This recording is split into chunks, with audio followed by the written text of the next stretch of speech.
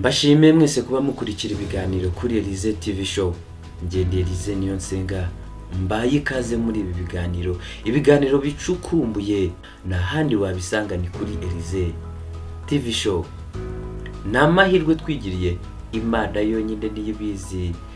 Kuvukira muri iki kinyejana, ndavuga ikinyejana cya 21, ikinyejana utazigera wibagirwa ibirori wagize ejo hashize.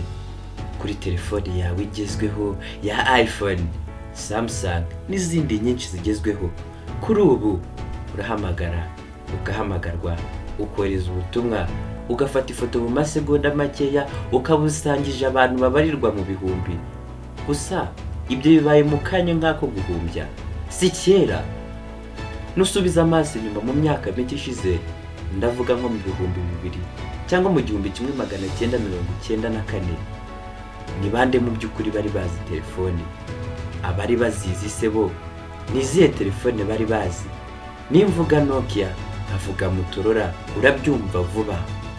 Gusa izi telefone nazo nizejo bundi n'utwana. Mbese mbere yaho hari izihe telefone kugira ngo tugere kuri iPhone igezweho ubu ngubu igura mu binyacumi by'amadolari? Twavuye kuri iyi telefone. Ni iyihe telefone mu by'ukuri yabayeho ya mbere mu mateka y'isi? Ni iyihe telefone ihenze kugeza ubu? Ngende Elize niyo nsenga, ari kuri Elize TV show. Utarakora subscribe, iki nicyo gihe.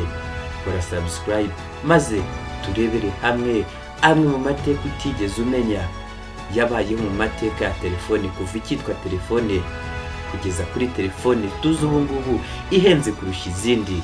Mbahaye ikaze. Mu 1870, abagabo babiri aribo Elisha Gray na Alexander Graham Bell bari bagiye guhindura isi umudugudu, ikinyarwanda kigahinduka. Namwe murabizi, kera baravugaga ngo ifuni bagara ubucuti n'akarenge. Nibyo biracyavugwa, ariko se niko biri? Iyo ukeneye umuntu ubu ntukijya kumusura nk'ibisanzwe, uhita uhamagara mukavugana, yewe urukumbuzi rugashira. Ariko kera si uko byari bimeze. Ibi byagizwemo uruhare n'abagabo babiri nari maze kubabwira, Elisha Gray na Alexander Graham Bell. Nibo batangira urugendo rwari rugiye guhindura amateka y'isi, maze isi kibera umudugudu. Abagabo babiri nibo bakoze bwa mbere ibikoresho bishobora gutambutsa imvugo ivuye hamwe maze bakayijyana ahandi. Reka tuvuge gato ku witwa Alexander Graham Bell. Uyu niwe wakoze telefone ya mbere ikitwa telefone koko.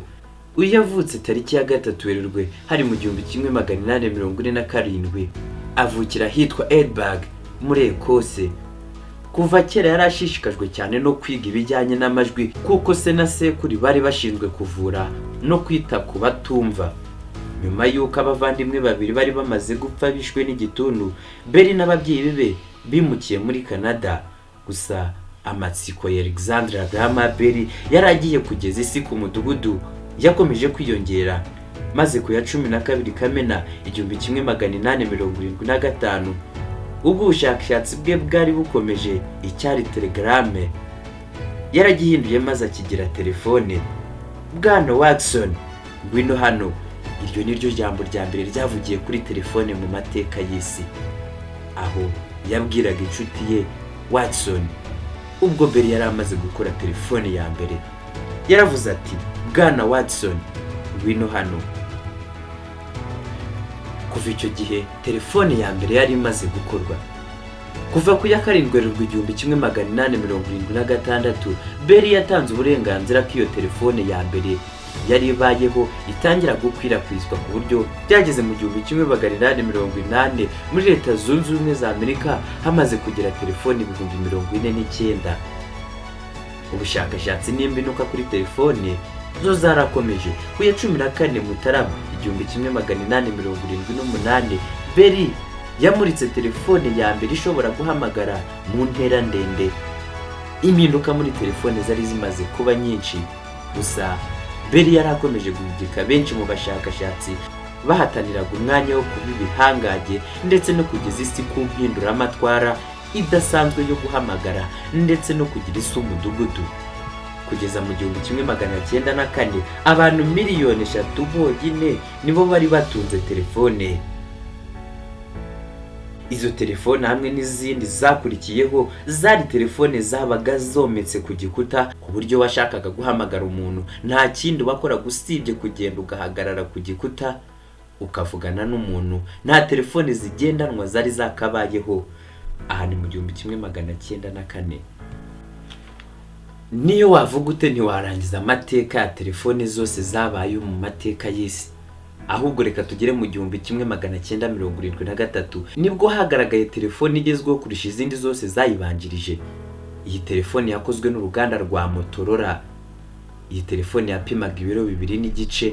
Iyo niyo yitwaga Nokia. Benshi ahari mushobora kuba mwibutse ko mu 1973 mwumvise telefone yitwa Nokia. Ejo bundi nabwo yari ihari. Reka tugaruke kuri uru rutonde rw'ukuntu telefone zagiye zikurikirana kugeza ejo bundi tubona telefone za iPhone. Hari mu 1876 Alexander Graham Bell akora telefone ya mbere yiswe telefone mu 1876, maze mu 1880 hazitwa Goa Bell. Niyo telefone ya mbere yakoreshejwe n'abanyaburayi ndetse n'ibindi bihugu bya hafi. Mu 1905 haje yitwa Stroweger. Niyo telefone ya mbere yari ifite ubushobozi bwo guhamagara mu ntera ndende. Mu 1925 haje yitwa Frankfurt. Yari ubundi bwoko bushya bwari bugezweho, ifite ikoranabuhanga ryisumbuyeho gato kuri Stroweger. Mu 1970 haje ITT Picture Phone. Niyo telefone ya mbere yabashaga gufata amafoto ndetse na video. Mu 1982 haje telefone yamenywe na benshi izwi nka Nokia. Abenshi murayizi. Si benshi muri icyo gihe bayitunze, gusa yari itangiye kugera mu baturage. Mu 1983 haje yitwa Motorola Dynamic 800X. Niyo telefone ya mbere yasohotse igaragaza imibare ku buryo washaka guhamagara umuntu runaka maze ukandikamo imibare ukabona kumuhamagara. Mu 1992 haje yitwa Nokia 1011. Niyo telefone yasakaye mu bice byose byo ku isi ndetse abafite ubushobozi batagera kurigura ku bwinshi. Mu 1994 haje yitwa IBM Simon. Niyo telefone ya mbere yiswe smartphone yabayeho bwa mbere mu mateka y'isi. Mu 1996 haje yitwa Nokia 9000 Communicator. Ni telefone yari ifite ubushobozi bwo kohereza email ndetse no kuyakira. Mu 1999 haje yitwa RIM Blackberry. Niyo telefone ya mbere yabashe gukoresha internet. Ejo bundi mu 2000 haje telefone yitwa Nokia 336. Iyi telefone yamenywe na benshi.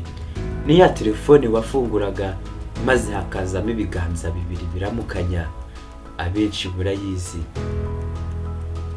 Mu 2003 haje yitwa BlackBerry RIM 6201. Iyi yaje ifite ubushobozi bwo kumenya umuntu waguhamagaye udahari, kandi ifite n'irindi koranabuhanga ryisumbuye kuri telefone zayibanjirije.